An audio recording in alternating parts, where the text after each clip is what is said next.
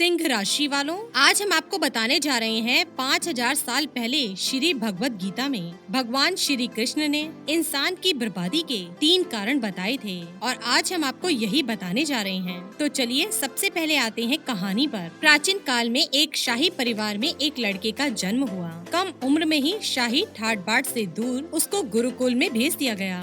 गुरुकुल में वह विद्यार्थी सबसे होनहार था और उसने वेदों और शास्त्रों का अध्ययन किया। उसकी शिक्षा समाप्त भी नहीं हुई थी कि उसके माता पिता और भाई बहन सभी प्राकृतिक आपदा में मारे गए। ना तो उनके पास कोई ठाट बाट रहा और ना ही माँ बाप। शिक्षा समाप्त करने के बाद उस विद्यार्थी ने प्रण लिया कि उसका सारा जीवन केवल लोगों की भलाई में ही गुजरेगा और उसने संन्यास ले लिया। अब उस सन्यासी ने अपनी सारी महत्वाकांक्षाएं त्याग दी और ध्यान लगाने के लिए संसारिक चीजों को छोड़कर हिमालय के जंगलों में चला गया। वहाँ पर उसने लंबे समय तक तपस्या की और अपनी दिमागी शक्तियों को विकसित किया। वह अपने सन्यासी जीवन में बहुत ही खुश था। लोग शिक्षा लेने के लिए उसके पास आते और यह सन्यासी लोगों की समस्या सुलझाने में लोगों की मदद करता। धीरे धीरे यह सन्यासी की चर्चा पूरे नगर में होने लगी। सन्यासी बहुत ही मशहूर होने लगा था, लेकिन उस राज्य का राजा बहुत ही क्रूर व्यक्ति था और राजा ने सन्यासी से मिलने की ठान ली। पहली मुलाकात में ही राजा इस सन्यासी से इतना प्रभावित हुआ कि उसने अच्छाई की राह पर चलने की ठान ली। राजा मन ही मन सोचने लगा कि अगर ये सन्यासी मुझे चंद मिनटों में ही इतना बदल सकता है, तो अगर यह मेरे पास रहने लगे तो मेरी तो जिंदगी ही बदल जाए। इनकी सेवा से मेरी जिंदगी धन्य हो जाएगी। राजा ने सन्यासी से महल में चलने का आग्रह किया। सन्यासी इसके लिए मान गए और राजा सन्यासी को लेकर महल पहुंच गए।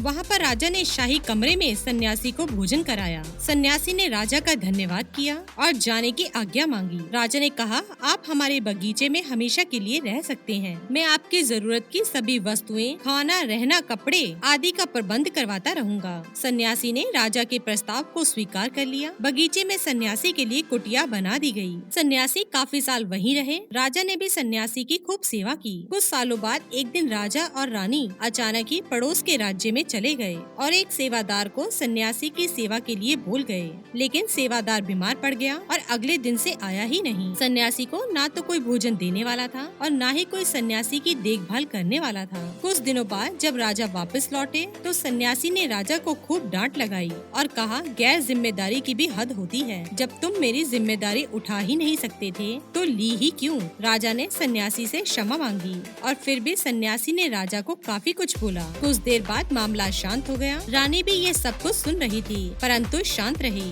कुछ दिनों बाद राजा को फिर से राज्य से बाहर जाना पड़ा और राजा ने रानी को निर्देश दिया कि जब तक मैं नहीं आता, आप सन्यासी की जरूरतों का पूरा ध्यान रखिए। रानी हर रोज उचित पकवान बनाकर सन्यासी को भेज देती। एक दिन रानी नहाने के लिए गई और सन्यासी को भोजन देना भूल गई। सन्यासी ने बहुत इंतजार किया और जब भोजन नहीं आया तो सन्यासी सोच में पड़ गया। तो सन्यासी ने सोचा कि वो खुद महल में जाकर देखता है। तब सन्यासी की नजर रानी पर पड़ी। उसने रानी के अद्भुत रूप को देखा, जिसको देखकर सन्यासी चकित हो गया।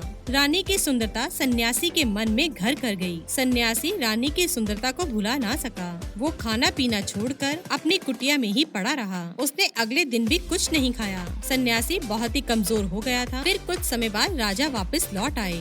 राजा को सन्यासी के हाल का पता चला। तब राजा सीधा सन्यासी के पास पहुंच गए। राजा ने सन्यासी से कहा, आप बहुत ही कमजोर हो गए हैं, पर गहरी सोच में भी डूबे हैं। क्या मुझसे फिर से कोई गलती हो चुकी है? फिर सन्यासी ने बताया, राजा, मैं आपकी रानी के अद्भुत सुंदरता के मुंह में पड़ गया हूँ और मैं रानी के बिना जिंदा नहीं रह सकता। राजा ने कहा, मेरे साथ महल में चलिए, मैं आपको रानी दे दूंगा। फिर राजा सन्यासी को लेकर महल में चले गए। रानी ने सबसे सुंदर कपड़े और गहने पहने हुए थे। राजा रानी के पास पहुँच गया और रानी से कहा, आपको सन्यासी की मदद करनी चाहिए। वो बहुत ही कमजोर पड़ गए हैं और मैं नहीं चाहता मैं किसी ज्ञानी पुरुष की हत्या का पाप अपने सिर पर लूं। राजा ने रानी से पूछा, क्या आप अपना पाप अपने सिर पर लेना चाहते हैं? सन्यासी आपकी अद्भुत सुंदरता के दीवाने हो गए हैं। रानी ने कहा, मैं समझ गई क्या करना है। और फिर राजा ने रानी को सन्यासी को सौंप दिया।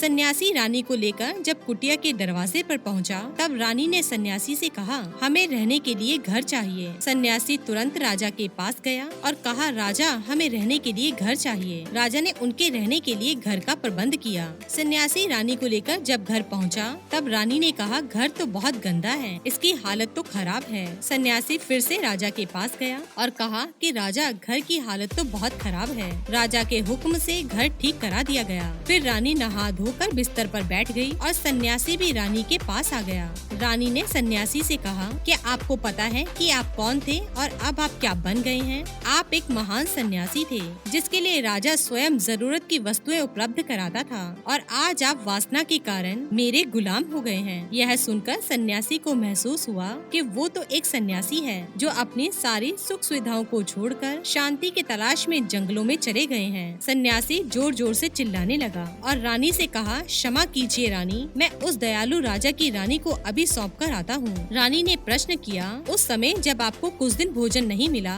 तब आप बहुत क्रोधित हो गए थे। मैंने आपका यह रूप पहली बार देखा था, तब से मैंने आपके व्यवहार में परिवर्तन महसूस किया। सन्यासी ने समझाया, जब मैं जंगल में था तब मेरे को समय पर खाना भी नहीं मिलता था, पर महल में आने के बाद मुझे सुविधाएं मिली और मैं मुंह में फंस गया। मुझे इनके प्रति लगाव उत्पन्न हो गया, फिर इनको पाने का लालच हुआ। जब मुझे यह नहीं मिली तो क्रोध उत्पन्न हुआ। सन्यासी ने बताया कि सच तो यह है कि इच्छा पूरी नहीं हुई तो क्रोध उत्पन्न होता है, क्यों नहीं पूरी हुई और पूरी हो जाए तो लालच बढ़ता है और हमें और चाहिए। और सन्यासी ने कहा, यही इच्छा की पूर्ति मुझे वासना के द्वार पर ले आई और मैं आपकी ओर आकर्षित हो गया। इसके बाद सन्यासी को समझ आ गया कि उनको जंगल में वापस लौटना चाहिए और उसने ऐसा ही किया। दोस्तों, श्रीमद् भागवत गीता के 16वें अध्याय में 21वें श्लोक में स्वयं भगवान श्री कृष्ण ने 3 द्वार बताए हैं और ये 3 द्वार हैं काम, क्रोध और लोभ। और दोस्तों, आज जितने भी क्राइम इस दुनिया में होते हैं और उनके पीछे यही 3 वजह है और जितना हो सके हमें इन तीनों से बचकर रहना होगा। अगर एक सन्यासी इसमें फंस सकता है और हम तो आम आदमी हैं। तो दोस्तों, जाना आपने बर्बाद होने के 3 कारण कौन कौन से हैं?